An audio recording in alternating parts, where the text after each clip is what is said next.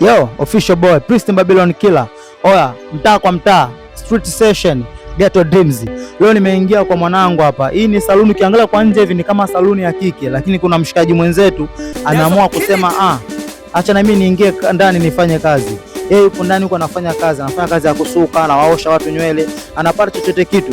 Hebu tuingie ndani tukazungumze naye, tujue alianza lini kazi yake, changamoto anazopitia kwenye kazi yake, atuelekeze aliwezaje kujiajiri yeye mwenyewe. Twende tukazungumza naye. Odi. Oa, inakuwaje mkali? Kama kawa?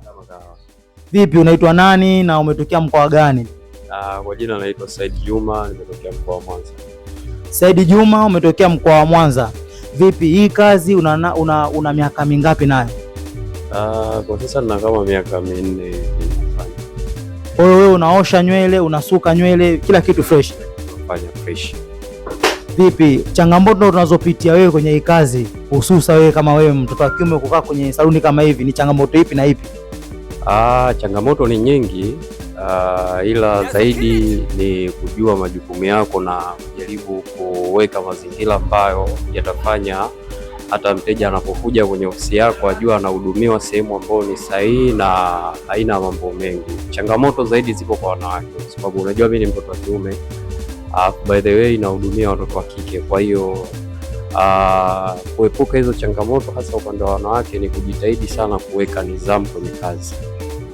Nidhamu kwenye kazi.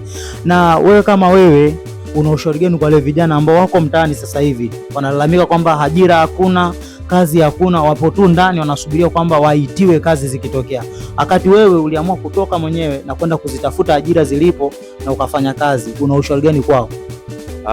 Ushauri wangu ni kwamba vijana tujitahidi tukua wabunifu, tuwe creativity, tupunguze malalamiko, tujitahidi zaidi sana kwenye kufikiria ni namna gani tunaweza tukazitafuta fursa, kwa sababu fursa ni nyingi, ila ni namna ambavyo wewe utaamua kama kijana kujua ni namna gani kupitia hatua ndogo ndogo, ubunifu, kuangalia ni kitu gani ambacho ukikifanya kwenye jamii kinaweza kikawa na impact na kikakusaidia kusogeza kimaisha, hivyo something like that. Kwa hiyo kama wewe hii kazi tangu umeianza mpaka dakika hii ulivyofikia, manufaa uliyopata kupitia hii kazi, unaweza kutuambia ili iwe motivation kwa vijana wengine ambao wapo wanakutazama dakika hii, unaweza kutuambia mafanikio uliyopata kupitia kazi hii? Mafanikio ni mengi, japo siwezi kuya mention, vitu vingine vinabaki kwa siri, lakini mafanikio ni mengi.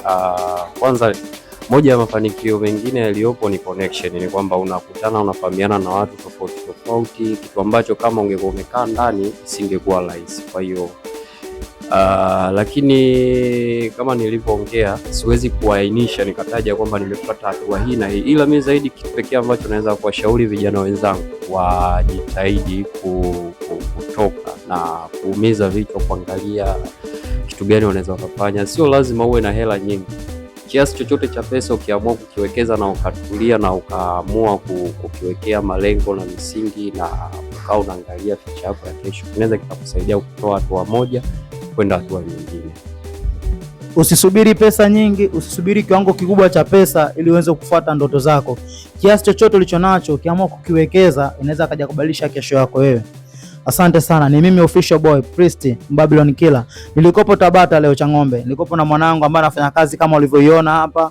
Anapitia changamoto nyingi, lakini cha muhimu ni nidhamu ya kazi na malengo aliyojiwekea yeye.